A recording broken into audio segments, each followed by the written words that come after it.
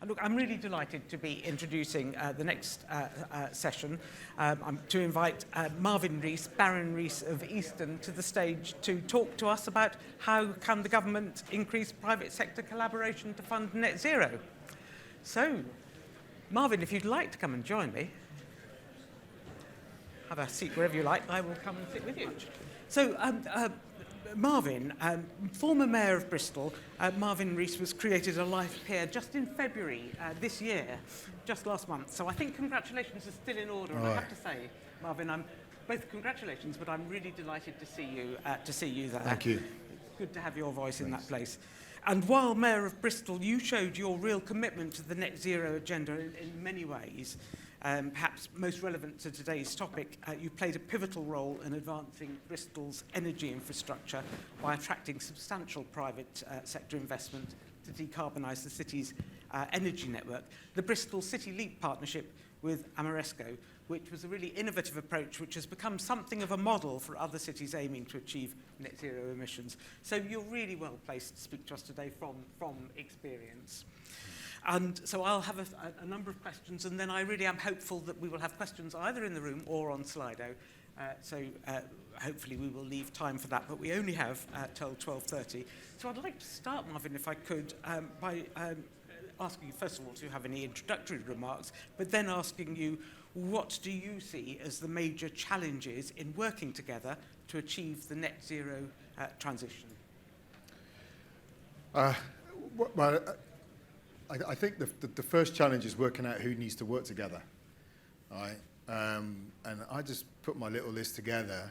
National governments, finance. You know, it's one of my little stories I tell. Bristol was the first city to declare a climate emergency. And I'm a bit split about that because I thought an element of it was a bit virtue signalling. But the point is, the person that brought the motion said, come on, Marvin, decarbonise Bristol's economy. All you need is political will. We hear that phrase a lot. I said, no, you need political will and about £16 billion, right? If you're just doing will, it's not a T-shirt and a banner movement. It's Excel sheets, project managers and accountants, right? How do we get the deals done?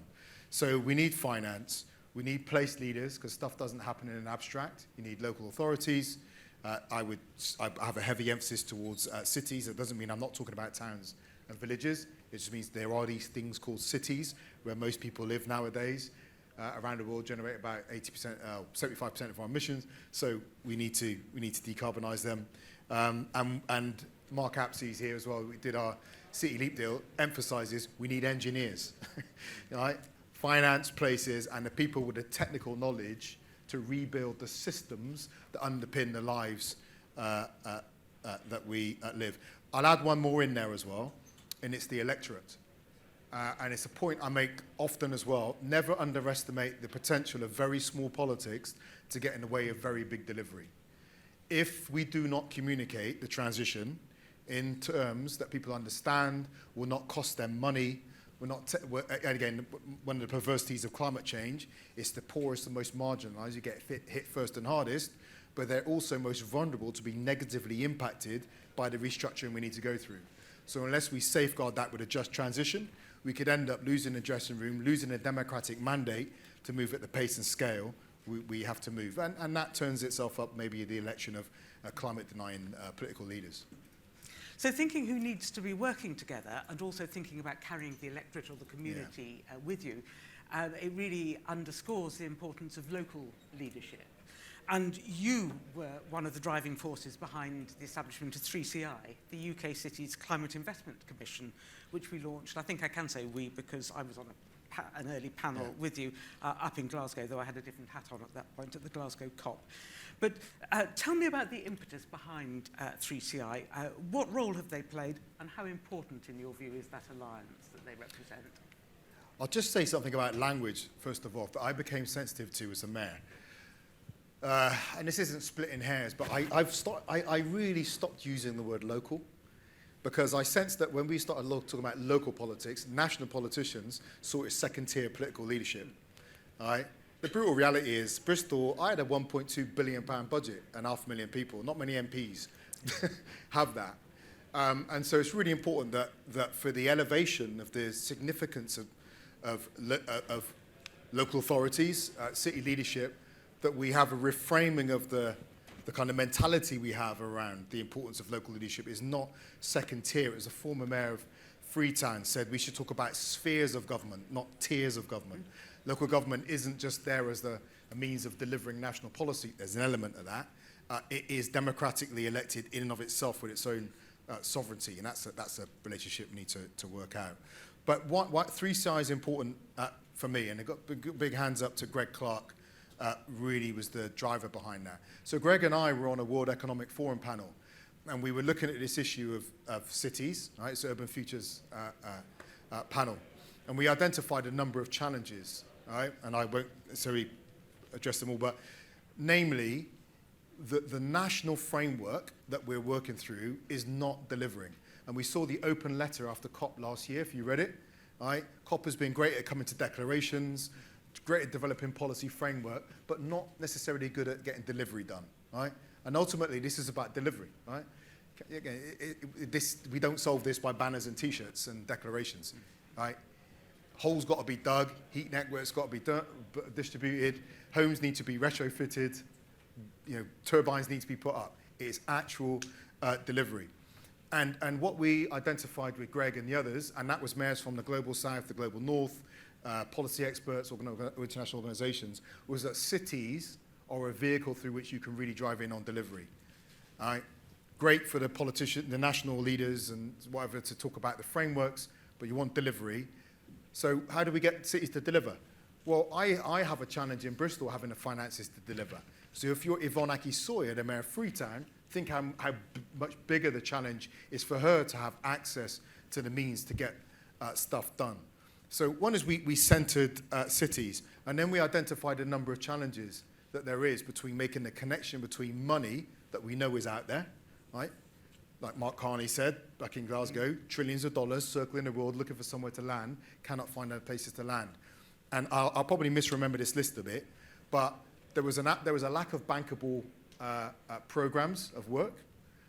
Where they did exist, they weren't necessarily at scale, right, that attracted significant sums of money, and they weren't on a pipeline. So, what's the long-term journey? That disconnect. Finance didn't understand places. Places could not speak in terms of the language of finance. So you've got 55% of the world now live in cities, going to be 2/3 by 2050. Strikes me, that is a massive market, right? And urbanization is happening quickly. So the need to get ahead of urbanization, well, I would say the need to deal with urbanization that has already happened, which is a really difficult task because you're retrofitting a city, but the need to get ahead of urbanization that is on its way is an incredible opportunity. There's huge demand there, huge numbers of human lives, but we couldn't make the match. And what we did with 3CI was begin to look at that in terms of the UK. So how do you bring UK cities together? So it was a coalition of core cities. I was chair at the time. That's the 11 biggest cities outside London. London Council, Scottish Cities Alliance, key cities, and the LGA came on board. So actually, if we all came together and said, let's all bring our decarbonisation investment opportunities and begin to pool them and put them on a pipeline, now we're moving at scale. So we identified a £60 billion pipeline. Now that begins to become attractive, right? Rather than if I just say to someone, here's 500 houses that we want to deal, or 3 streets. Now we're moving at scale. So that's really what I think I would emphasize. That's what we really come to deal with. Right? How can we get ourselves organized to be able to talk to finance in a way that finance could understand and be interested? I think it's been a great initiative, and it really has, and thank you for your part in initiating it, and it really has brought people into the same room who wouldn't normally talk to each other and don't necessarily speak the same language. And coming from the finance sector, I've seen that for myself. So I think it's doing great work. How do you see it fitting in the framework going forward? What gap do you think it needs to fill going forward? Well, one is there is the gap, and it is the challenge that I'd say actually was a live conversation of the Labour Party when it came into government, right? And Barack Obama made this point about leadership. They asked him, what advice would you give to any leader? He said, learn how to get things done. There's always that challenge of anyone in leadership that exists between making the statement about what you want to happen, but how does it work itself through the machinery and the cultures to actual delivery. before I was elected mayor, it was a London borough mayor that warned me. He said, just be aware that when he walked into his office for the first time, there were all these levers, metaphorical levers, but he found out that when he pulled on them, they weren't connected to anything. So what's the role of 3CI? 3CI can step into that gap that exists between what the country has said it wants to do, net zero 2050, and actually making it real. One of the pathways that leads to delivery, at the city level. The other area that I think 3CI really can turn up on is now about coordination. There are so many conversations now that have lit up around finance, and I'm pleased for that. Again, going back, when I was first elected in 2016, I could go to any number of conferences. Like, mayors are like trophies, Someone has to run a conference and they manage to turn out 50 mayors, or they manage to turn, and it justifies it to the funder. They're not always outcomes oriented. It's about justifying your existence because you can turn us out. And then when we got to these gatherings, sometimes they would be focused on best practice. So this mayor tells a story, that mayor tells a story, that mayor tells a story, and we all listen to each other's stories, then we go home. Listen, you can publish as many league tables as you want about mayors and cities doing best practice. We'd all be doing best practice if we could afford it, all right? When I hear someone tell me their story, the next question is, great, how much did that cost? I looked at green walls in Bristol, all right? We couldn't afford to do them because once they're up, you've got to maintain them. And we're spending money on adult social care, special educational needs, and temporary accommodation. It comes from the same pot of money. So it comes down to finance. So I'm really pleased that lots of people are talking about finance, but what you now have, it seems to me, is a little bit of a chaos. So many conversations not joined up. And what we are not doing, and what 3CI can do, is help us get alignment. So one, we become more than the sum of our parts. Two, again, local government needs simplicity. I'm going to use the word local there. We need to know what is the entry point, because if you present a local authority that is grappling with the challenge of potential bankruptcy, adult social care, with 15, 17 different options on where to pursue finance, it's too much choice, is no choice at all, it's immobilizing. So I think 3CI simplifying the financial landscape for local government and for finance is a critical role. Yeah.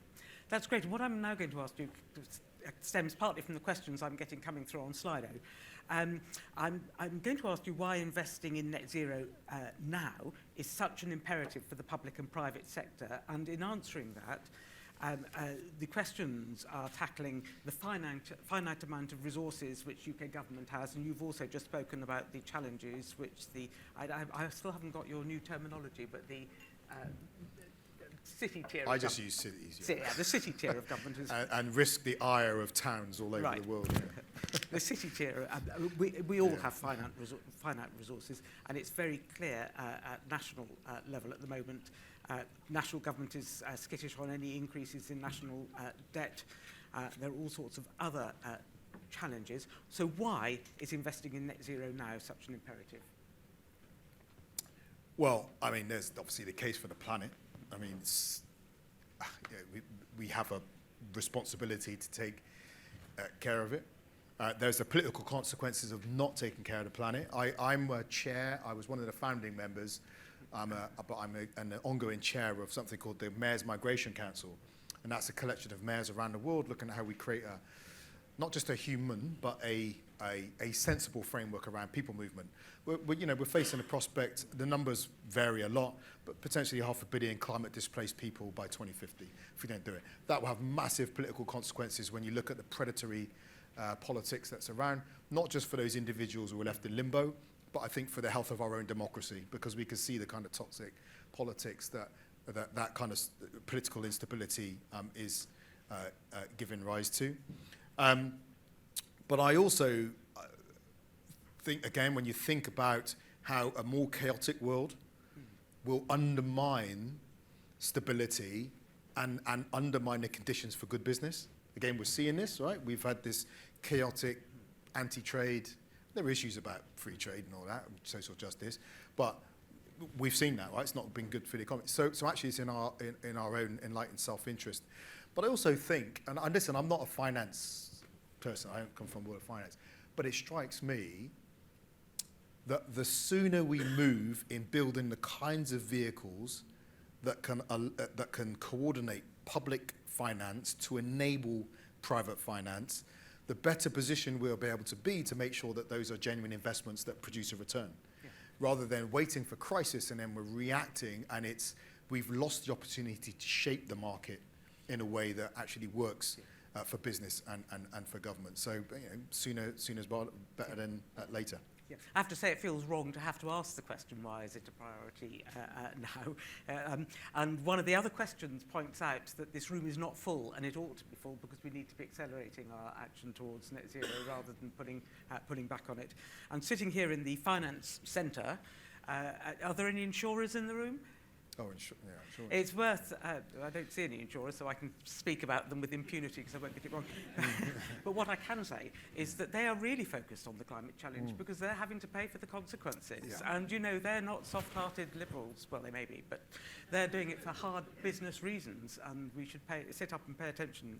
I've been in a few conversations where people from the insurance industry have talked about how focused they've been, on this. And going back to the previous panel as well, Mike Bloomberg in his book Cool Cities made the point that better cities are better places, like decarbonised cities, more efficient cities are better places to live. Better places to live produce more healthy populations, more resilient populations. And again, the financial feedback loop is difficult for us to evidence. But we do know that inefficiency costs us all money, right? Yeah. It costs us population health. And look at the question of population health on our national bill at the moment. That's what some of this welfare reform is about. Healthier cities, healthier places are, I don't want to use the word cheaper, but I will use it, cheaper populations to service, because they don't need public services so much. Again, these are easy things to say, difficult to show their financial lines, but we know that the logic stands. Yeah. I was very struck by that comment about how many GPs, how many fewer appointments there were. That really made me sit up and think. So, would you encourage city governments to grow their own balance sheets? I'm sure you would, and clump together for green finance. Would you encourage them to work collectively? Absolutely, because that's the question of scale. I was actually just talking to Dave Carter outside, who's now at Torbay Council, and David was at the West of England Combined Authority when I was at Bristol, and that's what we talked about, this question of scale. He got about 100,000 people, I think, or so in Torbay.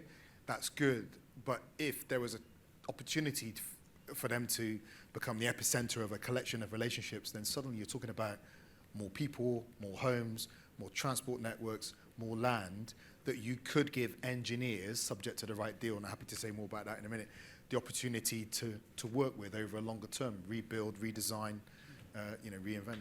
Yeah. Great. Now, I'm told I only have 3 minutes left, but I think I have 8. Is that right? I think we're finishing at 12:30. I'll carry on until I'm told to stop. Yes. Can you tell us any lessons that can be learned from cities that have successfully mobilised funds for large-scale decarbonisation projects? Well, I'll use our own and just encourage people to go and visit look up Bristol City Leap. Actually, we were in, Mark and I actually were in San Francisco just in December because we won an award from the World Economic Forum. This was a global award for public-private partnership around what we've done in Bristol. It's unlocked, around £1 billion of inward investment into our energy system over its 20-year life, 60 million in social value. So we built social value, living wage jobs, local supply chain, into the deal. So really look at that. So what I've said to people often is, it cost Bristol about £9 million to do the deal. It took us 5 years. But we've got the templates now. So now, again, we talked to government about this. The next places can do it for 3.5, 4 million and take 2.5 years because the templates are there. And again, it's one of the things with 3CI that we're working on. These things are replicable. The lessons have been learned. There's not much reinvention that's needed. It's just local adaptability of the principles. So, I would offer, and we would offer to Zoom with anyone who wants to, learn more about the deal and pick over it. But look at what's already been done. London Edge, another one, Lita Jackson that we're working with. So, yeah. Yes, it was one of the key messages that came out of some finance sector work that we did last year for 3CI, the need to join up the learnings. Yeah. There are so many initiatives and the need to join up and learn from each other. One of the questions here, you mentioned travel. How valuable have you found it to learn from other cities across the globe, such as C40? Oh, well, hugely. Yeah. Like I said, I'm not there are lots of skills I don't have, clearly. And what is it? One of the best things in leadership, right, is surround yourself with people who are smarter than you. And I was fortunate enough to be able to do that, to the point sometimes I wonder what the heck I was doing in the room. I suppose one of the things that leaders offer is I have the confidence to have people around me who are smarter than me and not ask them to be less than they are. Not everyone could do that, I suppose. But yeah, massively so. And networks like C40, 3CI, have been really important in elevating the legitimacy and the leadership of city leaders. I'd say Mike Bloomberg, obviously the main funder of C40, has been massive on that. At COP in Dubai just 2 years ago, we had an event at COP, and Mike brought loads of mayors in. There were like 200 odd mayors from around the world, not talking in adversarial zero-sum terms that our national governments do, but talking cooperatively. We share populations, we share interests. And at that event, talking about how we do share solutions. Subject, and by the way, Mike does put money on the table, so that helps as well. So massively important. Yeah, great. Actually, just going back to Bristol for a minute, funding from government for decarbonisation will never reach the levels we need for full transition. How did Bristol crowd in private capital to enable green initiatives to get off the ground? Well, and again, that's one of the key points that we picked up early with 3CI. Let's be frank about it. There is not enough public money moving at the scale and pace it would need for us to meet our targets. We just have to be real about that, which is why I'm quite frustrated. Even I got to look at the full speech, but Kemi Badenoch's piece yesterday, it seems to talk about the approach to climate change, which is all about how much public money can we spend. That's not the approach we've taken. We're talking about how can we put public money in that gets geared up to create the conditions that enable places to draw in private money. Now, what do? We used public money. We had no government money, by the way. It was all Bristol City Council's money, which was politically precarious because I had journalists circling around and the opposition parties, including the party that's most associated with the planet, praying over it for failure. But what we essentially did was we grouped our public assets, right? We got land, we got buildings, we had about 29,000 council houses. So we've got this field of play, and we've gone out to market, and we've said, okay, we're prepared to enter into a 20-year journey, right, with someone on this. Who wants to come? So we went out to the private sector initially. I remember first announcing it in Singapore. We had 180 expressions of interest. That's like remarkable. We were quite blown away by that. People were saying, we're really interested in this if we're going to have a 20-year partnership. So essentially, we pre-procured. And what Mark would then say is, well, because Ameresco ultimately won the procurement, because we've got 20 years as an engineering company, we are prepared to spend money up front exploring what solutions we could apply. Because we know it's not the case that currently exists. We'll spend like 3 or 4 million developing a solution, and then someone comes in else gets the work. So tackling that procurement challenge has been key to unlocking the enabling investment and then unlocking the private investment that then comes in after that to deliver the solutions. I mean, and I've visited homes in Bristol now. In Henbury, I was out, where residents were getting their homes retrofitted. External installation, heat pumps and solar. And the residents, these are council homes, social homes, saying, yeah, I only put my heating on for an hour in the morning now, and that's it. That's how we maintain the democratic mandate, by the way, because they don't necessarily need to talk about existential threats in 30, 40 years. They're talking about, can I eat today? So as a politician, delivering an intervention that is decarbonising our system, making our city more efficient, and tackling the cost of living crisis, gives you a real boldness and to really push this forward.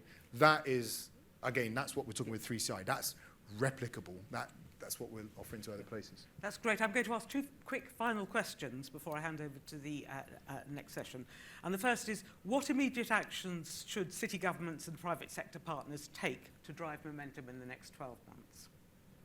So just going to make an offer here, flag up to people connected to cities and if you're connected to finance and engineering as well. So we got London Climate Action Week. First off, it's got to be action oriented, right? Can't deal with declarations anymore that are not attached to dates and money and places, right? As a mayor, it's just so frustrating. So London Climate Action Week, this is what we've said. And we're working with Mete, the Deputy Mayor in London, Lolita Jackson from the US, C40. We want to find 20 UK cities that will stand on stage at London Climate Action Week and say, we're ready to go, right? A little bit of pre-work. What assets have you got that we could work on? But we are places that are ready to go. We've broken our journey down in Bristol into 10 steps. But what we're saying is you don't need to know what step 10 is. You don't need to make taking step 1, 2, and 3 contingent on knowing what step 10 is. You just need to take steps 1, 2, and 3. It's an iterative process to deliver your deal. Get on stage, hands up, we show the world UK cities are ready to go, right? And at the same time, some of those deals and relationships would have been established before Climate Action Week, but otherwise it's, listen, we're in the room. Who wants to partner with us on this? Who wants to come forward and support UK cities? We're going to have we're going to have climate mayors there, which is the US network. So we're talking about how that then plays forward into New York. So we need to build this urban momentum, right? Throw this through UK Reef, through New York Climate Week. By the time we get to COP, and there's going to be a heavy emphasis on cities at COP this year in Brazil, by the time we get to COP, it does matter what Trump and the rest think. But despite what the federal government think, if we had 200 cities by the time we got to COP in the global north and global south, taken 4 or 5 steps down that journey, got financial deals done, got their plans in place, right? Then we're doing something of real substance. And let the world fit around us taking action rather than us waiting for the world to create the conditions for us to take action. Yeah. That's great. Thank you very much, Marvin. Now, one final question. I'm really going to put you on the spot, and I've just had a wonderful yellow warning that we've only got a minute left, I think. Now that you're in the House of Lords, what are your priorities to accelerate progress? Oh, I'm still working out how the place works. Well, I'm actually going to see the leadership about that. I'm going to say, these are all the things I'm working on. How can they fit? I know Kerry McCarthy well. She's a Bristol MP. Actually, Kerry and Darren Jones, who's Chief Secretary to the Treasury, both Bristol MPs, so they've seen what's going on in the city. But I want to be a champion for cities, for local government, and obviously I want to work on migration. And I come from a public health background, so I want to do quite a bit on public health as well. Fantastic. Well, we'll be relying on you, Marvin, I think. Right. Look, you know why I was looking forward to this session. Let's all give Marvin a round of applause. Thanks.